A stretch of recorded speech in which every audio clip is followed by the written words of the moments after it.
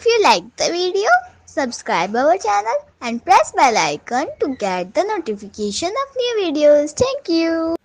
Hello everyone, welcome on my YouTube channel apex tutorials. और आज class 11th की hornbill से हम लोग करने वाले हैं we are not afraid to die if we can all be together. ये चैप्टर अपने टाइटल को सिग्निफाई करता है।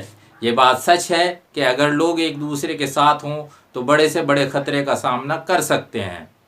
एक परिवार का संसार की समुद्री यात्रा को सफलतापूर्वक दोहराना पढ़ने में बहुत अच्छा लगता है। एक 37 साल का बिजनेसमैन और उसका परिवार यानी उसकी पत्नी मैरी, बेटा जोनाथन 6 साल और बेटी सुजैन 7 साल प्लाईमाउथ इंग्लैंड से अपनी यात्रा शुरू करते हैं। ये लोग इस समय से 200 साल पहले famous explorer captain James cook की विश्व समुद्री यात्रा को दोहराने निकलते हैं, जिसकी तैयारी ये पिछले 16 सालों से ब्रिटिश नदियों में कर रहे थे। 23 मीटर लंबी और 30 टन लकड़ी से बनी हुई सुंदर नाव वेव वॉकर लहरों पर चलने वाली प्रोफेशनल तरीके से बनाई गई थी। उन्होंने इसे बिल्कुल ठीक बनाने और ख़राब मौसम में इसका परीक्षण करने में कई महीने बिता दिए। 3 सालों के इस सफ़र का पहला चरण तकरीबन 1,05,000 किलोमीटर खुशी से बीत गया।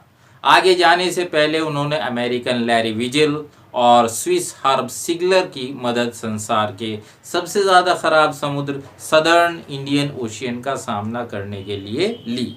अब यहाँ से स्टोरी को ऑटोबायोग्राफिकल नोट में ही ले लेते हैं, क्योंकि ये ऑटोबायोग्राफिकल नोट में ही लिखी गई है। केप टाउन से बाहर हमने तेज़ हवाओं का सामना किया। अगले कुछ सप्ताह तक तेज़ हवाएं लगातार चलती रहीं। तेज़ हवाओं ने मुझे परेशान नहीं किया, लेकिन लहरों का आकार बहुत ख़तरनाक था। लहरें 15 मीटर तक ऊंची थी। हमारे जहाज़ के मेन मास्ट मस्तूल को कहते हैं। आपने देखा होगा बोट में या इस तरह के जहाज़ में लंबे लंबे बांस लगे हुए होते हैं और एक सबसे लंबा बांस होता है जिसको मेन मास्ट कहते हैं। मस्तूल हिंदी में इसको बोलते हैं। 25 दिसंबर को हम केप टाउन के पूर्व में 3500 किलोमीटर तक पहुंच गए। बहुत ख़राब मौसम के बावजूद हमने क्रिसमस सेलिब्रेट किया।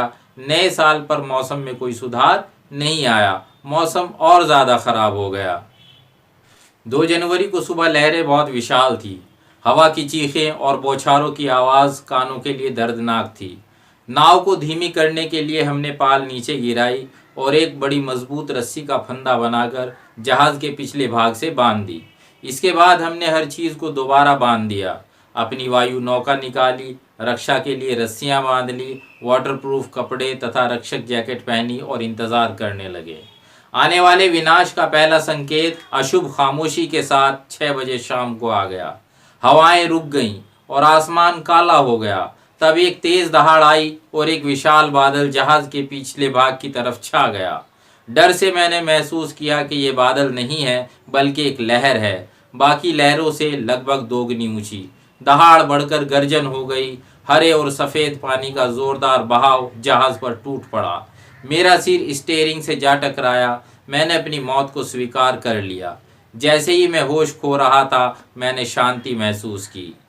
अनएक्सपेक्टेडली मेरा सिर पानी से ऊपर आ गया। कुछ मीटर दूर वेव वॉकर उलटने ही वाला था। मास्ट्स लगभग गिर गए थे, यानी वर्टिकल से हॉरिजॉन्टल हो गए थे। तभी एक लहर ने उसे सीधा कर दिया। मैं वेव वॉकर के मुख्य भाग में चला गया। बाद में आने वाली लहरों ने मुझे चीथड़े की गुड़िया की तरह उछाल दिया। मेरी बाईं पसली टूट गई। मेरा मुंह खून और टूटे हुए दांतों से भर गया। मैं महसूस कर सकता था कि जहाज़ के निचले हिस्से में पानी था, लेकिन जांच करने के लिए व्हील छोड़ने का साहस मुझ में नहीं हुआ। तभी दरवाज़ा खोलकर मैरी आ गई। मैंने मैरी को व्हील पकड़ाया और बच्चों के कमरे में गया। सुजैन की आँख के ऊपर चोट लगी थी और बम पड़ गया था, लेकिन मेरे पास इसके लिए चिंता करने का समय नहीं था। हथौड़ा, कैनवास और पेंच लेकर मैं डेक पर पहुंचा। किसी तरह से मैं कैनवास फैलाने में कामयाब रहा। अब ज़्यादातर पानी डिफ्लेक्ट हो रहा था। ज़्यादा समस्याएं तब खड़ी हो गई जब हमारे हैंडपंप मलबे से रुक गए और इलेक्ट्रिक पंप शॉर्ट सर्किट हो गया। तब मुझे याद आया हमारे पास एक और पंप था। मैंने इसे जोड़ दिया। ये काम कर रहा था। शू का सिर काफ़ी सूज गया था। पूछने पर उसने बताया, मैं आपको चिंतित नहीं करना चाहती थी जब आप हम सबको बचाने की कोशिश कर रहे थे। 3 जनवरी की सुबह भीतर के पानी पर थोड़ा बहुत काबू पाया जा सका। वेव वॉकर की हालत ऑस्ट्रेलिया पहुंचने की नहीं थी। मैंने अपने चार्ट देखे और कैलकुलेशन की। सबसे नज़दीक 2 छोटे आइलैंड थे। उनमें से एक इले एम्स्टर्डम फ्रांस का वैज्ञानिक बेस था, जो हमारी एकमात्र आशा थी। हमारा सहायक इंजन खराब हो गया था। 4 जनवरी को ज़्यादातर पानी निकाल दिया गया था। 2 दिन बाद हमने कॉर्न्ड बीफ और कुछ बिस्किट खाए जो मैरी को मिल गए थे, परंतु हमारा आराम थोड़े समय के लिए था। शाम 4 बजे काले बादल हमारे पीछे बनने शुरू हो गए। 5 जनवरी की सुबह तक हमारी हालत फिर निराशाजनक थी। जब मैं बच्चों को तसल्ली देने अंदर गया तो जॉन ने पूछा, daddy are we going to die? क्या हम मर जाएंगे? मैंने तसल्ली देने की कोशिश की कि कोई ना कोई रास्ता निकल जाएगा, लेकिन उसने कहना जारी रखा, but daddy we aren't afraid of dying if we can all be together, you and mummy, Sue and I. हम मरने से नहीं डरते यदि हम सब एक साथ हैं। जवाब के लिए मेरे पास शब्द नहीं थे, लेकिन एक दृढ़ निश्चय के साथ, एक प्रेरणा के साथ मैंने केबिन छोड़ा। उस शाम मैरी और मैं एक साथ हाथ पकड़कर बैठ गए। हम दोनों ने महसूस किया अंत बहुत नज़दीक था, परंतु वेव वॉकर तूफान में से गुजरा। 6 जनवरी की सुबह हवा मंद पड़ गई। मैंने चार्ट रूम जाकर फिर से कैलकुलेशन की। जब मैं सोच ही रहा था, शू दर्द से कराती हुई चलकर मेरे पास आई। उसने एक कार्ड मुझे दिया। इसके फ्रंट पेज पर उसने मेरा और मैरी का कार्टून बना रखा था। अंदर एक संदेश लिखा था। मैसेज ये था, oh how I love you both, so this card is to say thank you and let's hope for the best.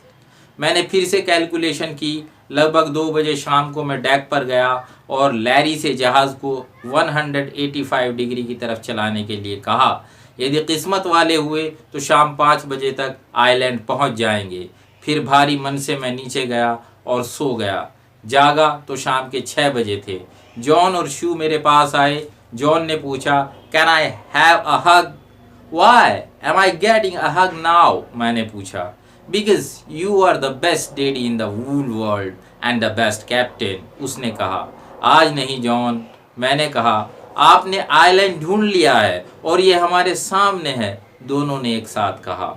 मैं डेक पर भागा और इले एम्स्टर्डम की बाहरी सीमा को देखा। संतोष की सांस ली। हमने रात किनारे पर बिताई और अगली सुबह को आइलैंड के कुल 28 नागरिकों ने खुशी से हमारी सहायता की। मेरे पैरों के नीचे धरती आने के साथ ही मेरे विचारों में लैरी और हर्बी थे। गंभीर से गंभीर दबाव में भी खुश और आशावादी मेरे विचारों में मैरी थी, जो इन महत्वपूर्ण घंटों में व्हील को संभाले रही।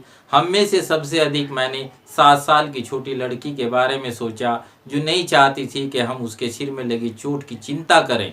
वो चोट जिसमें ब्लड क्लॉटिंग हो गई थी और उस क्लॉटिंग को निकालने के लिए 7 छोटे ऑपरेशन कराने पड़े। और मैं सोच रहा था 6 साल के बच्चे के बारे में जो मरने से नहीं डरता था। This was all from this story. Hope you understood. For more videos, keep watching Apex Tutorials. Thank you.